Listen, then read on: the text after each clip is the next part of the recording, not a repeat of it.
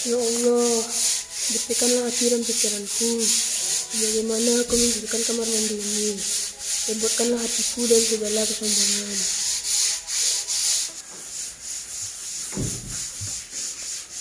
Setelah ini memulalah ajak yang guys.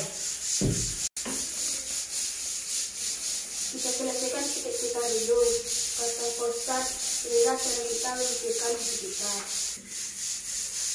Ini bukan membersihkan hati namanya tapi membersihkan kamar mandi namanya mas.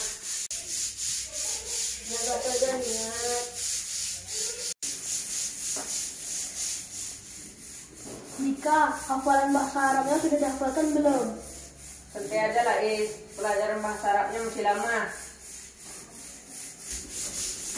Lama lagi ini, orang mau mandi malah ngobrol di sini. Ayo cepat-cepat, kita lagi masuk.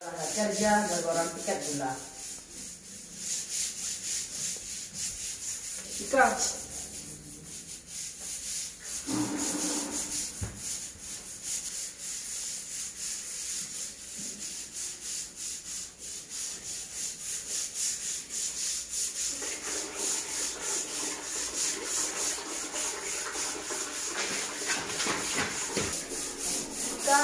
Bola kemarin kamu letakkan di mana? Nanti sore aja kita main setelah jam istirahat.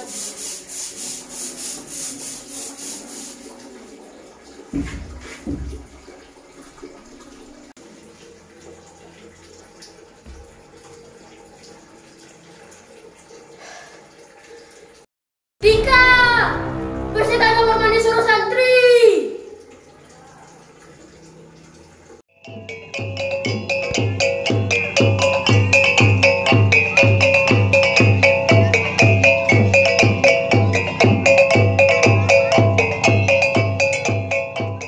Allahu Akbar, Allahu Akbar, Allahu Akbar,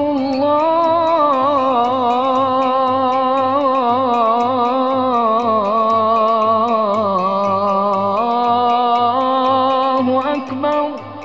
Ashhadu an la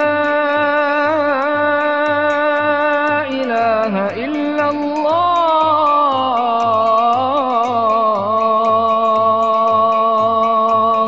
أشهد أن لا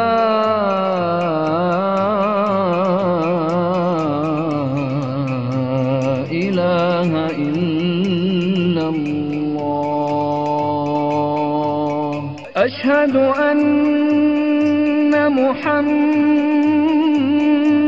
رسول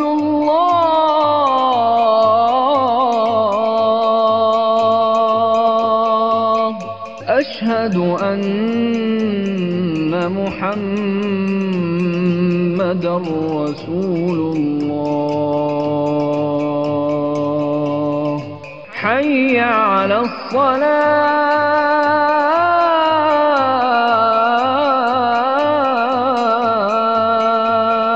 الصلاة، حي على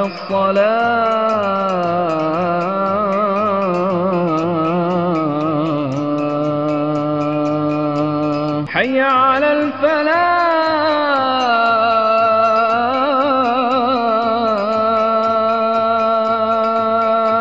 حي على الفلاح.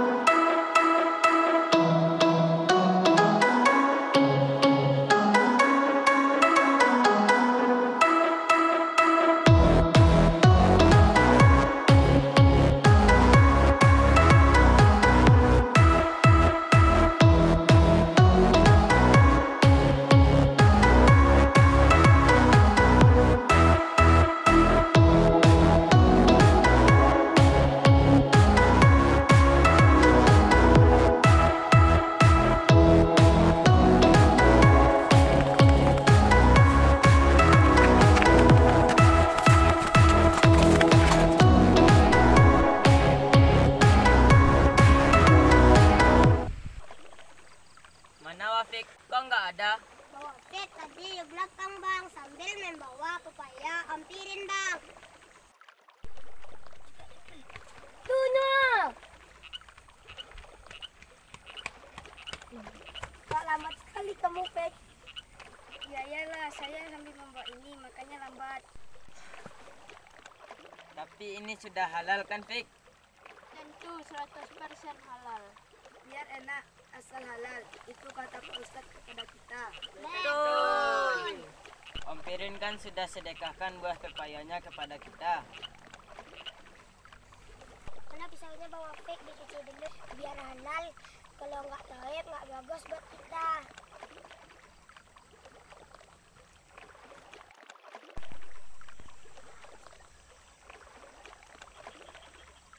Bang, Pak Ustadz panggil.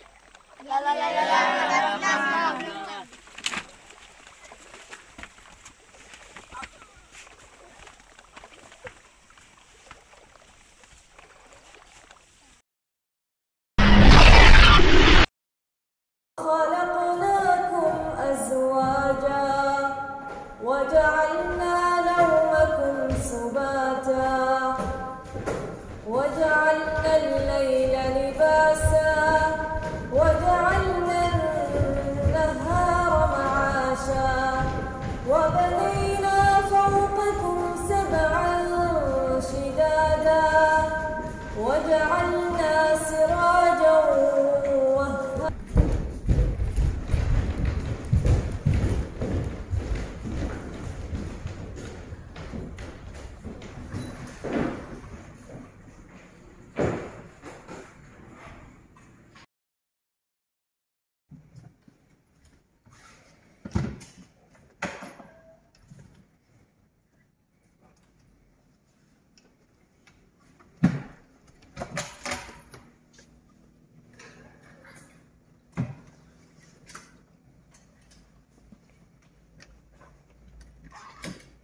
Ya Allah, terimalah pengorbanan kami yang sedikit ini.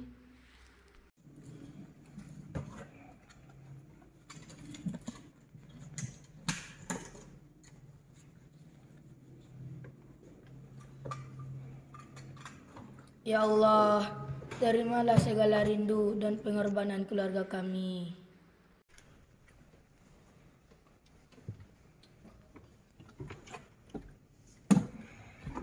Ya Allah, cerdaskanlah kami dalam menerima ilmu-Mu.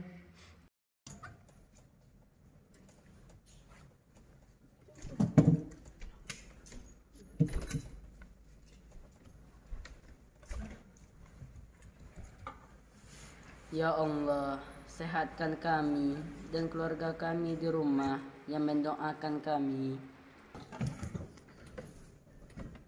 Ya Allah, wujudkan semua harapan dan cita-cita kami serta keluarga kami. Ya Allah, kuatkan dan istiqomahkan kami.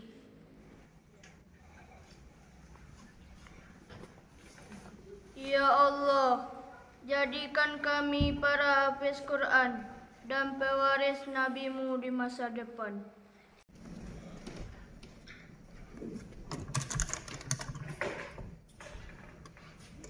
Ya Allah, berkahi ilmu kami dan muliakan semua asatidz kami.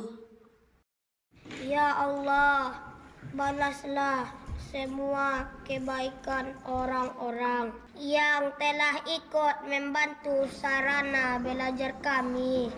Para donatur pesantren ini dengan balasan di dunia dan di akhirat. A'udzu billahi minasy syaithanir rajim. Bismillahirrahmanirrahim. Innal ladzina ja'u bil ifki usbatum minkum la tahsabuhu syarran lakum bal huwa khairun lakum likulli imri'in minhum maktasaba minal ithmi walladzi tawalla kibrahu minhum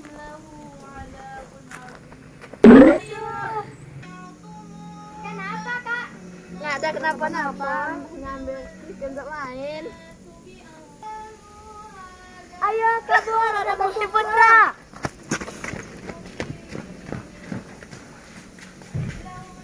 Kan ngeliat-liat keinjak baju teman sendiri akhirnya jatuh deh.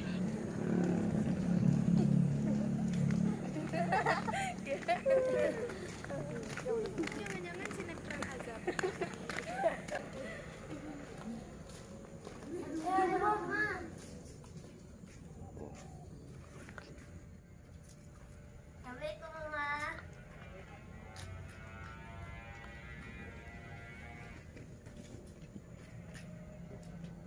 Nak urang kotor hilalang, nak lalu kapakan basuh.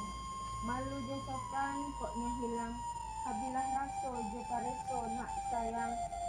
Lama di awak katuju di urang, ingat dirantiang kanan mantika, tahu di dahan kamaimpok. Kira-kira lah dalam hidup anak umah sayang. Ya, Mama. Tenang saja. Saya sudah tahu itu. Dulu saya pernah dibawa orang tua saya ke sana. Jadi saya sudah tahu semuanya. Assalamualaikum warahmatullahi wabarakatuh.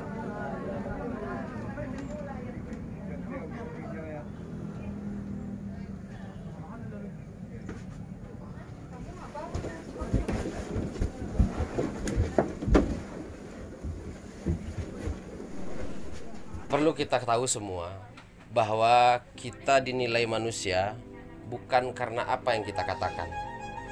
Kita dinilai manusia bukan sebesar apa cerita kita. Walaupun cerita kita setinggi langit, kita mengaku bisa apa saja, tahu apa saja, tapi kita dinilai manusia itu adalah dari apa yang kita lakukan. Tong kosong, nyaring bunyinya. Sekali lagi, tong kosong, nyaring bunyinya. Karena biasanya begitu. Orang semakin besar ceritanya, semakin hebat bentuk gayanya dalam berbicara, biasanya semakin kecil karyanya. Tapi sebaliknya, orang-orang hebat itu adalah orang-orang yang tidak banyak bicara, tapi dia sendiri akan langsung melakukan. Kalian tahu nggak apa beda antara orang jenius dengan orang gila? Kita banyak bicara, cerita hebat, kemudian merasa mampu bisa lakukan semua hal, tapi ternyata kita tidak bisa menunjukkan buktinya, kita tidak bisa menunjukkan hasilnya, maka kita disebut orang gila. Cerita setinggi langit tapi tidak ada hasilnya, disebut orang gila. Tapi ada orang nggak banyak cerita. Albert Einstein nggak suka banyak cerita, dia banyak diam saja, tapi karya-karyanya sampai hari ini dipakai orang, disebut orang jenius. Jadi orang gila dengan orang jenius bedanya adalah pada hasil. Sekali lagi, apa beda orang jenius dengan orang gila? Hasil kerjanya. Jadi prinsip dalam tauhid adalah Allah kuasa, makhluk tidak kuasa. Allah bisa buat apa saja tanpa izin makhluk, dan makhluk tidak bisa buat apapun tanpa izin Allah. Hilangkan ketergantungan kepada makhluk. Jangan pernah berharap selain hanya kepada Allah saja. Kalau kita berharap kepada makhluk, kita akan kecewa. Kadang-kadang kita sudah berharap, oh seseorang ini akan datang membantu kita, oh orang ini akan datang menolong kita. Lalu bahkan kita datang pun ke rumahnya untuk minta tolong. Kita datangi walaupun dia jauh di rantau sana, jauh dari kampung, kita temui mereka ke sana, tapi hasilnya ternyata belum tentu mereka mau membantu. Akhirnya apa yang terjadi? Kita kecewa karena mengandalkan kawan, mengandalkan teman, mengandalkan sahabat, mengandalkan bantuan orang lain, dan percaya kalau orang lain itulah yang akan membantu kita. Tapi sebaliknya, jika kita bergantung hanya kepada Allah saja, siapkan keyakinan Allah Subhanahu wa taala satu-satunya yang bisa membantu, maka seluruh makhluk dan alam semesta akan datang ikut membantu kita. Prinsipnya cuma satu, kepada siapa kita bergantung, maka ini akan memberikan hasil. Jika bergantung kepada selain Allah, hasilnya adalah kita kecewa. Tapi kalau kita bergantung hanya kepada Allah, maka seluruh makhluk akan datang membantu kita, dan semua keinginan kita akan terwujud. Dan ini terjadi dalam dunia nyata. Apalagi kita, kalian semua anak-anak Pak Ustadz yang Pak Ustadz sayangi. Laki-laki itu punya tanggung jawab yang besar. Tanggung jawab seorang laki-laki itu ada dua. Pertama, dalam pandangan Islam. Seorang anak laki-laki dalam Islam bertanggung jawab sampai akhir hayatnya. Bertanggung jawab terhadap dirinya sendiri, bertanggung jawab terhadap keluarganya, dan tetap bertanggung jawab kepada orang tuanya walaupun dia sudah menikah sampai akhir hayatnya. Sebagai seorang pemimpin, orang yang bertanggung jawab kepada segala hal, maka dia harus membekali dirinya dengan berbagai hal. Dia harus punya ilmu pengetahuan, dia harus punya keterampilan, dan terutama yang sangat penting adalah dia harus punya iman yang harus dia bawa, kemudian dia wariskan kepada keluarganya. Sebab seorang anak laki-laki dalam Islam, dia bertanggung jawab dunia akhirat kepada semuanya. Bahkan Allah perintahkan kepada orang-orang Islam, khususnya kepada laki-laki, ku anfusakum wa ahlikum naro, menjaga dirinya dan seluruh ahli keluarganya dari api nerakanya Allah Subhanahu wa taala. Bagaimana mungkin kita bisa menjaga diri kita dan keluarga kita dari api neraka? Bagaimana bisa menjaga keluarga, menjaga kakak, adik, orang tua, istri, anak dari api neraka kalau ternyata kita sendiri masuk dalam neraka? Bagaimana cara menjaga dari api neraka? Pastikan diri kita tidak berada dalam neraka. Ini yang pertama, sebagai laki-laki dalam Islam. Kedua, laki-laki Minang. Laki-laki Minang ini istimewa. Diberikan ikatan, kita bersyukur karena kita terlahir sebagai anak Minang. Karena kita dibekali pundak yang kuat, kaki yang kokoh. Apa sebab? Karena adat istiadat kita yang bersadikan syarak-syarak basandi kitabullah memberikan amanah tambahan kepada kita. Kita semua, kalian semua anak-anak Pak Ustadz, suatu saat akan menjadi rang sumando di kampung orang. Kalian semua akan menjadi datuk nenek mama di kampung halaman masing-masing. Siapa itu nenek mama? Orang yang akan menjadi teladan, menjadi contoh. Perkataannya, ucapannya semua akan ditiru, akan dijaga oleh anak kemenakannya.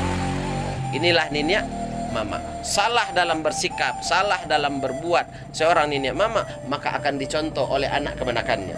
Jika terjadi generasi muda yang rusak, maka semua disebabkan karena apa? Karena contohnya rusak.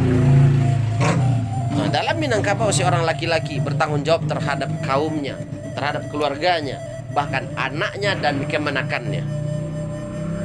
Jadi tanggung jawab dalam budaya adat Minangkabau, kemenakan kita, tanggung jawab kita.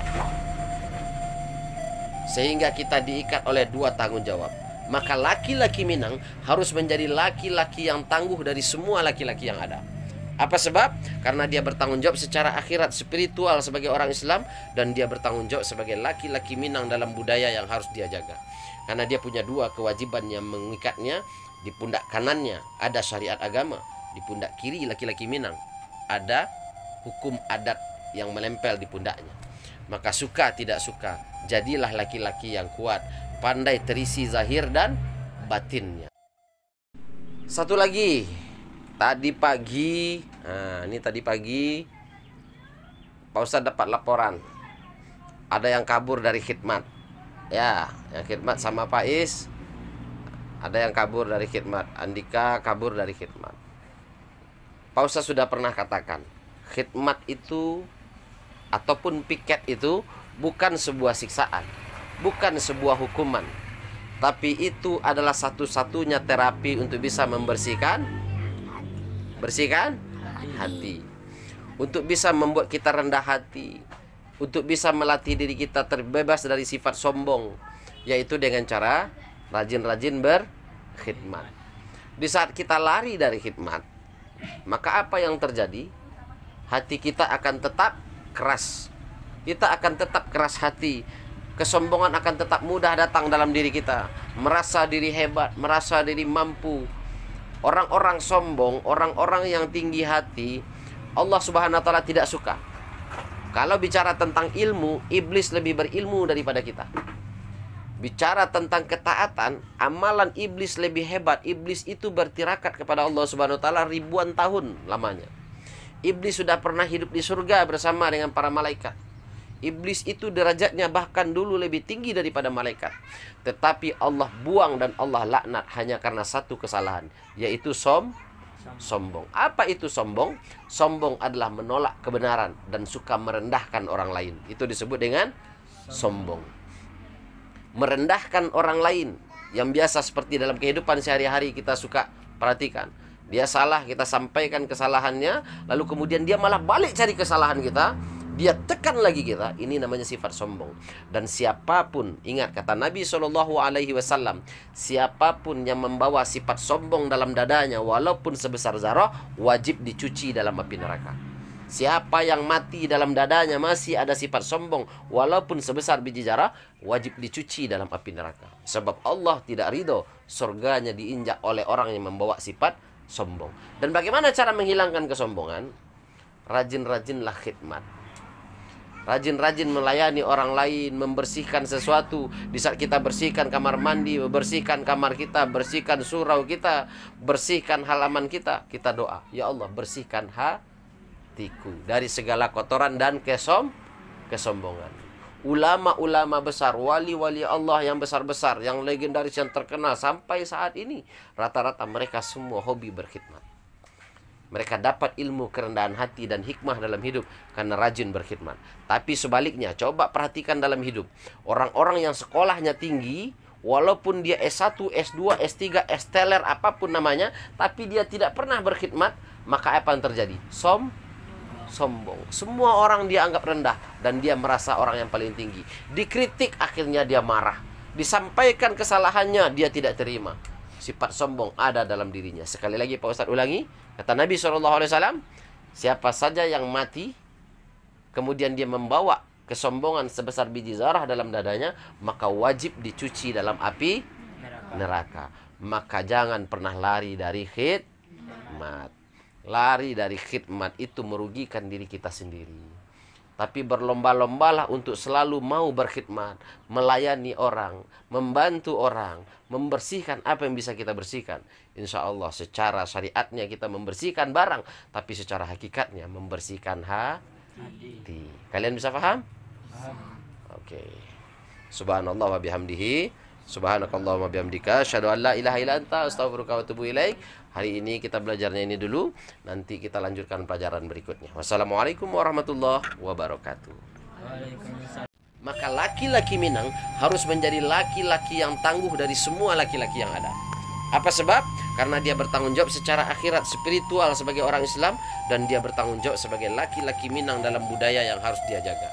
Karena dia punya dua kewajiban yang mengikatnya. Di pundak kanannya ada syariat agama, di pundak kiri laki-laki Minang ada hukum adat yang menempel di pundaknya. Maka suka tidak suka, jadilah laki-laki yang kuat, pandai terisi zahir dan batin.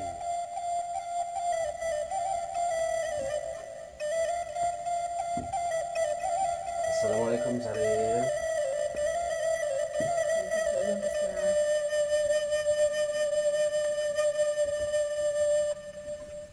Ya, duduk.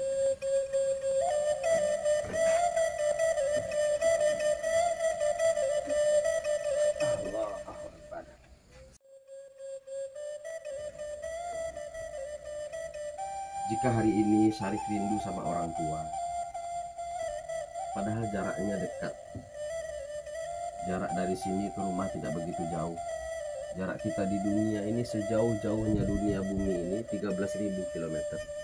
Jarak yang dekat saja bisa membuat Syarif begitu rindu.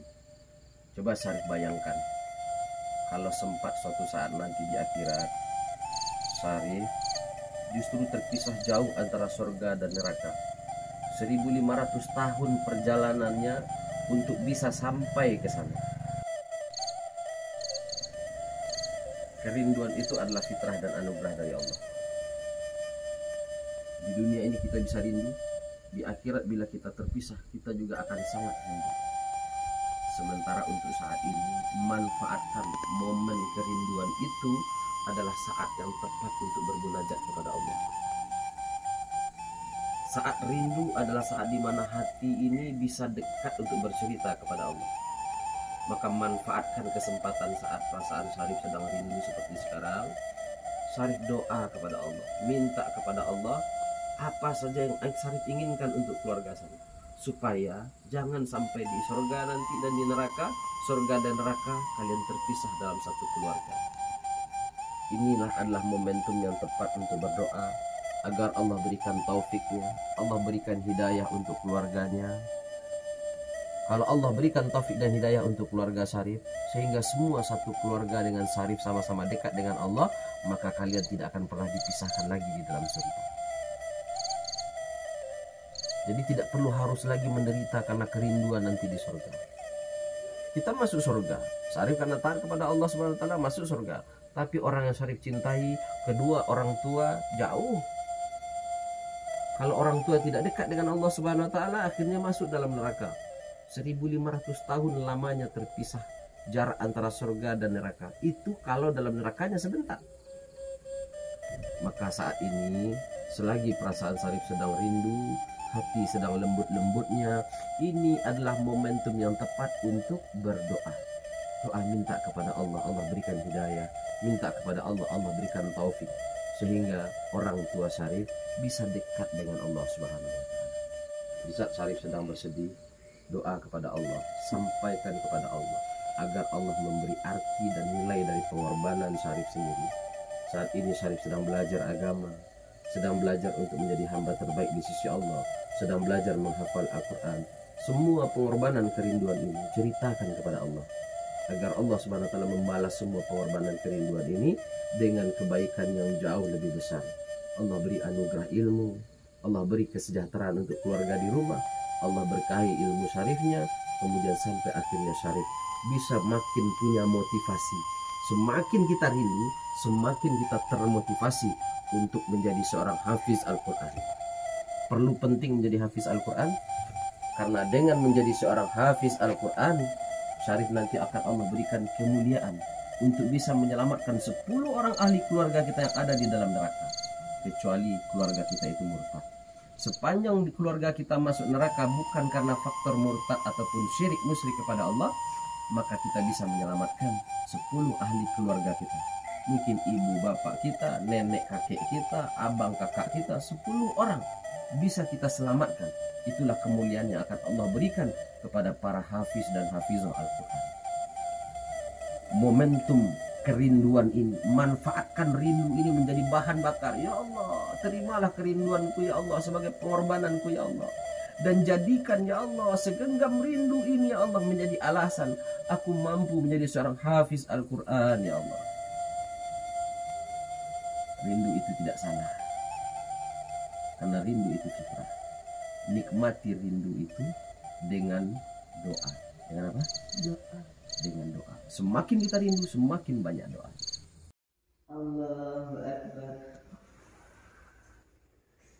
Assalamualaikum warahmatullahi. Assalamualaikum warahmatullahi.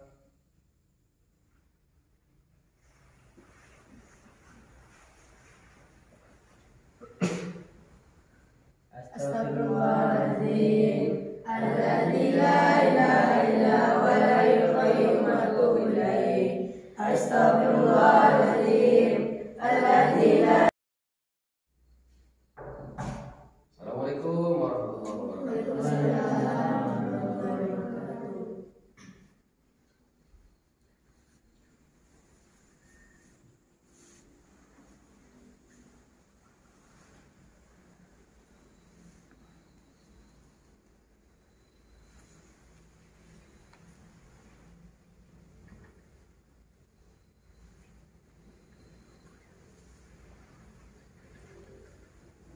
Alhamdulillah, hari ini kita belajar apa?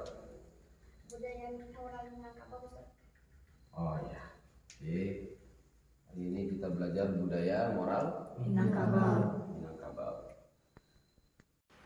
Sajak badan ditimpo malang, dindianglah rata cahayo mati.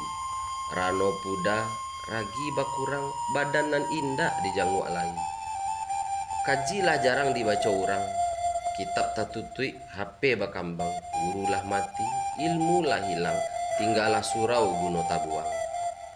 Marato tiang jo para buangan, manangih ato ditimpo dahan, tinggallah surau jo paruntuangan. alah runtuh urang lengahkan. Anak muda di kaja zaman sehingga lupa bateh supadan. Kok kunun surau tabarasihan, Allahu Rabbi pangantungan. Bujang marantau jo parasayan, nan gadilah banyak bakal liaran. Martabat jatuh dek perbuatan, surau mengadu kepada Tuhan. Ya Rabbi, pacah tangih di hari subuh, mendanga azan di surau nan jauh. Takana badan nan alah runtuh, raso nan indah hidui kabatambuah. Basulik menanam budi, nan rumi hilaf kok tibo. Senjak babaliak kanan bana, maaf diminta tantang itu.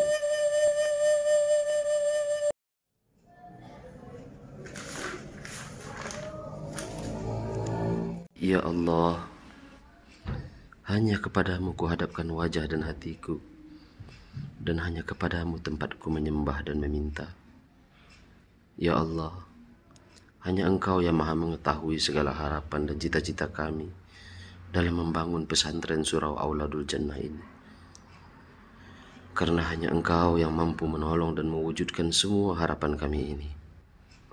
Kami mohon kepadamu ya Allah, turunkanlah malaikat-malaikatmu untuk membantu segala pembangunan pesantren ini. Dan datangkanlah hamba-hamba Engkau yang dermawan untuk membantu melunasi hutang-hutang pembangunan serta operasional santri-santri setiap bulannya. Ya Allah ya mujibas sa'ilin. Assalamualaikum. Waalaikumsalam. Kenapa bapak saya? Kok mama nggak sedih sekali wajah bapak saya? Nggak ada sayang. Ini daftar tentang pembangunan pesantren kita ini semakin besar karena pembangunan kita tetap berjalan. Operasional santri tiap bulannya juga semakin meningkat karena kebutuhan santri duafa kita juga semakin lama semakin meningkat. Sementara orang-orang yang kita harap atau yang betul-betul peduli dan faham tentang surau santri, program kembali ke surau ini belum semuanya karena masih banyak yang pesimis tentang hal ini.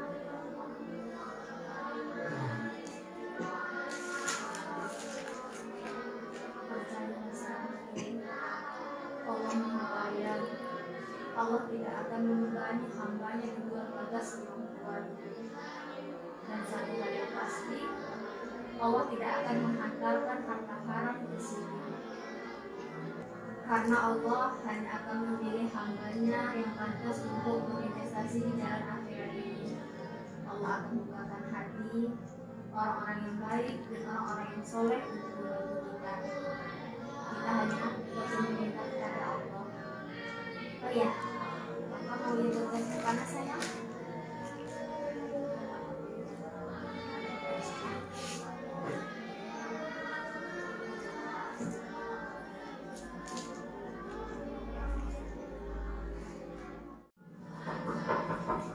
Assalamualaikum Papa. Waalaikumsalam.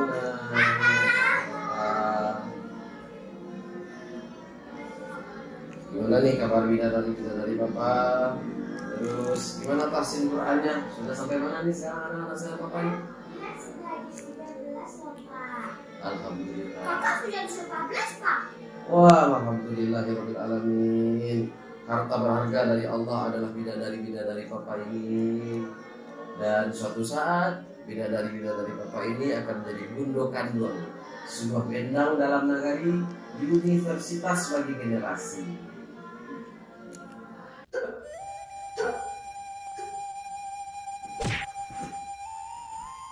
Oke, sudah. Sekarang sudah aman. Oke, silakan kembali ke tempat duduk, adik. Balik ke tempat duduk, lanjut ke tempat duduk. Sebutkan jenis silat yang paling hebat. Ada yang tahu jenis silat yang paling hebat? Bisa mencegah terjadinya perkelahian. Apapun jenis silat, sepanjang kita menciptakan lawan dan menciptakan musuh, maka itu belum hebat. Kalau kita bisa tinggal di mana saja dan diterima oleh siapa saja, punya sahabat di mana saja, kemudian mampu untuk bisa menghindari semua macam perkelahian bukan karena takut, Tapi karena akhlak yang baik, maka itu adalah silat yang paling utama. Musuh itu yang datang kepada kita, maka di saat itulah baru kita butuh yang namanya teknik untuk apa? Untuk menyelamatkan diri dan melumpuhkan lawan. Belajar silat bukan untuk belajar berkelahi. Belajar silat bukan untuk belajar mengalahkan orang lain. Belajar silat bukan untuk belajar menyakiti orang lain, bukan untuk menjadi jagoan, hebat segala macam, tidak. Tapi belajar silat adalah untuk supaya mental kita kuat dan kita percaya diri yang tinggi. Dan di zaman modern ini, semua macam pertarungan itu sudah dikolaborasi menjadi satu oleh orang lain dengan ahli-ahli bela diri yang ada. Ada orang pakai pisau, ada yang pakai sabuk, ada pakai golok, ada yang pakai, dan ada juga yang tangan kosong. Cuma gayanya lebih laki-laki. Kita antar ini ke rumah nenek. Ayo. Nenek, bagian kali deh. Aduh mak, kok mendadak dingin sekali cuaca malam ini. Kamu takut bilang aja. Sudahlah, nggak usah mikir macam-macam lah.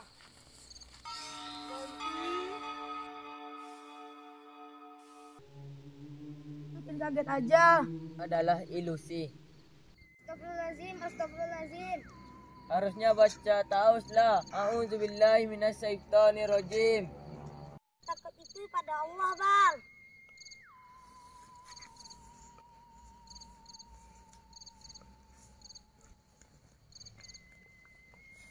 Allah nama.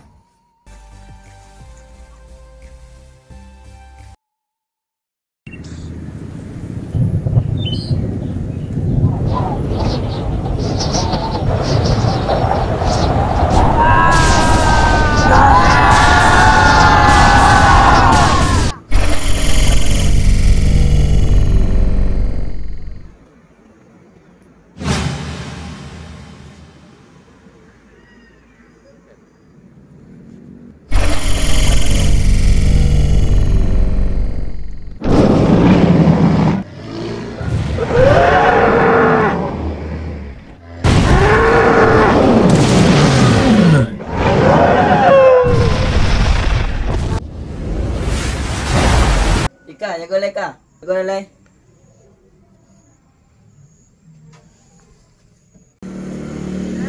Ini kesukaan saya. Goreng maknyos enaknya. Kalau Ella lebih suka yang ini. Kalau kemana-mana, oleh-oleh Mama Ella, beli yang ini. Sudahlah, tinggal makan saja.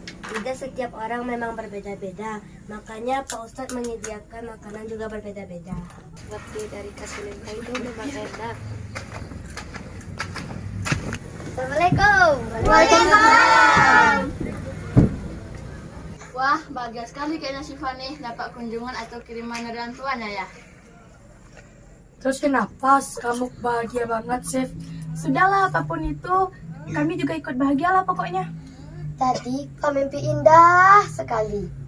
Cuma mimpi ternyata. Mimpi aja bisa buat bahagia, apalagi kenyataan tuh. Benar-benar luar biasa nikmat Allah. Mimpi itu kan cuma bunganya tidur. Gak juga, ada mimpi itu hadiah, ada petunjuk, ada mimpi siksaan perasaan. Sampai nangis-nangis bangunnya. Ya macam-macam lah. Gini loh kawan-kawan semua, di setiap orang memiliki mimpi yang berbeda-beda. Ada yang mimpi saat tidur, bahkan ada yang mimpi saat terjaga. Ada pula mimpi saat terjaga, Ray. Tapi betul itu, kata Pak Ustadz, di luar sana lebih banyak orang bermimpi di saat terjaga dengan berbagai impian di masa depannya. Ada yang mengimpikan sampai dunia saja, ada sampai ke akhirat impiannya. Kita juga ini lagi bermimpi sambil terjaga, mimpi menjadi hafizah dan bidadari surga.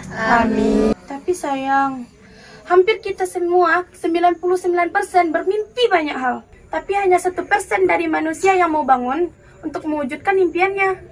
Kita ini entah yang 99% atau yang 1%. Tapi Mama dan Papa Ira mau banget bangun dari mimpinya. Makanya mau memasukkan kita ke sini agar menjadi hafizah dan bidadari kecilnya.